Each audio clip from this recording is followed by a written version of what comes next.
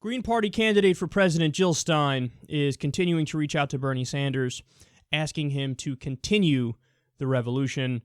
And Bernie was asked his response to this by the media, and here's what he said. Quote, "I don't know the leadership of the Green Party, but I respect what they're trying to do.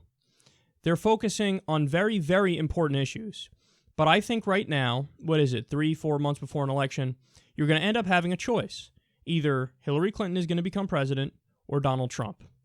If we were in Europe right now, in Germany or elsewhere, the idea of a coalition politics of different parties coming together, you've got a left party, you've got a center-left party coming together against the center-right party, that's not unusual. We don't have that. We have and have had two parties for a very long period of time, and I know a little bit about this as the longest-serving independent member of Congress." So, some people hear this and they're mad at him. I don't. I hear this and I just hear ruthless, rigid pragmatism. That's the argument he's making. Now, I don't fully agree with what he's saying, but I see where he's coming from. So his argument is, all right, come on, guys, let's get serious here. Jill Stein is not going to be president. Gary Johnson is not going to be president. It's either going to be Donald Trump or it's going to be Hillary Clinton, period.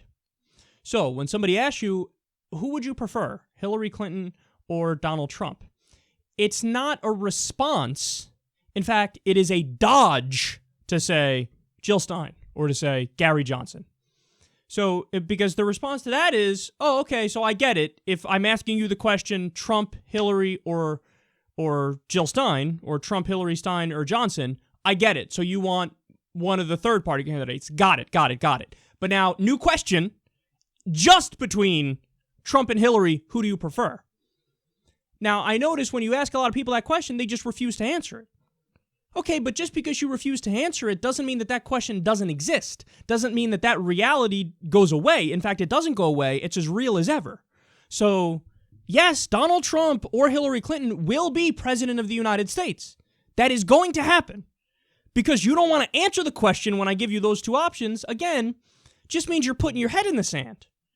Now, I prefer Jill Stein too if you give me all the different options, 3 options, 4 options. I prefer Jill Stein too. I'm on the record. I said I'm voting for her in New York. But that question still exists. Who is the lesser of those two evils, Donald Trump or Hillary Clinton? Now, some people would say, well, they're equal.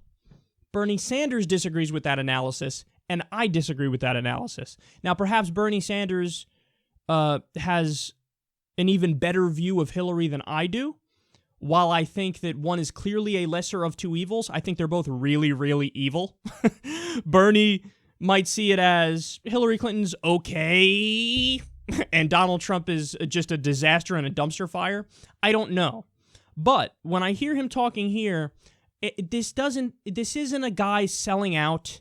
This isn't a guy who, has gone back on his values. This is a guy who's being pragmatic and realistic about what the country faces. We know it's either going to be Trump or Hillary, and he's answering that question. Okay, it's either going to be this person or this person, and we need to face that reality. Now, what's my slight disagreement with him? Well, my slight disagreement with him is, I don't think Hillary Clinton has earned this, everybody needs to go out and vote right now. Don't get me wrong, I think she's the lesser of two evils, and I will be less scared if she gets elected than Donald Trump. But that's why I say, if you're in a solid blue or solid red state, I'm in New York, I know I'm going to vote for Jill Stein, because there needs to be a statement that's made. I don't want that statement to be a Trump presidency, because we might tank America in the process. But I need the statement to be, sweet Jesus, did Hillary Clinton just barely edge out a victory over the fascist, orange-faced buffoon Donald Trump? Whoa. Something's up. Now, if there was a landslide Hillary victory, I just think that neoliberals would double down and triple down and go, see, all along we were fucking right. Fuck the progressives, fuck the real liberals, we were right all along. That's something we should avoid. That's something we don't want them to feel that, because that's not true. That's not right. The more they go down that road, the more they make the Democratic Party less and less relevant in the long run. So I want them to see, oh my goodness, Jill Stein got 4 million votes? 5 million votes? That's unbelievable. That beats the Green Party record in the past. I want that to be the case, while also going, okay, we just avoided a Donald Trump presidency and, we can hold our nose while Hillary does her thing and gives us absolutely no change. So my disagreement with Bernie is, and obviously Bernie's not in a position where he can say this because he has so much influence and so much sway over the election because basically half the Democratic Party and even more independents like him over Hillary. He can't come out and say, hey, if you're not in a swing state, vote for Jill Stein. He can't say that.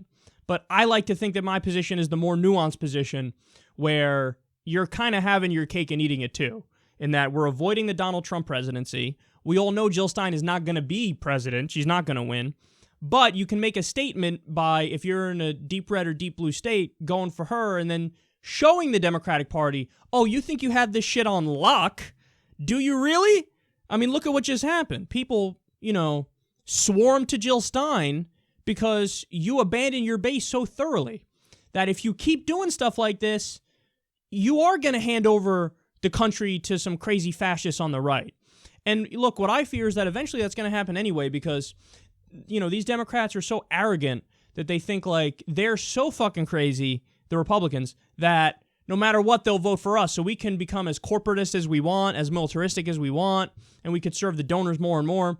No, there are going to be signs now for them where they know, okay, that's not true. That's not true. So we'll see how it unfolds. But no, again, honestly, I think if you think Bernie's a sellout, you're dead wrong because his record didn't change because he endorsed Hillary Clinton. For decades, he's been fighting for the right policy positions.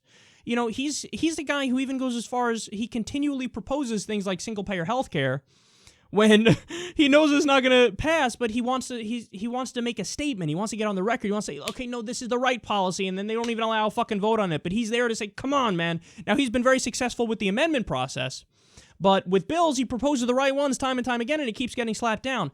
That doesn't go away because he decided, oh my God, now I need to pick the lesser of two evils. This is horrible, but I have to do it for a general election. So I want everybody to keep that in perspective and keep that in context and understand that he's doing what he has to do to avoid a Trump presidency. You might disagree with him in his estimation that Hillary's the lesser of two evils, but the idea that that's crazy or that makes him a sellout, I think, is nowhere near true.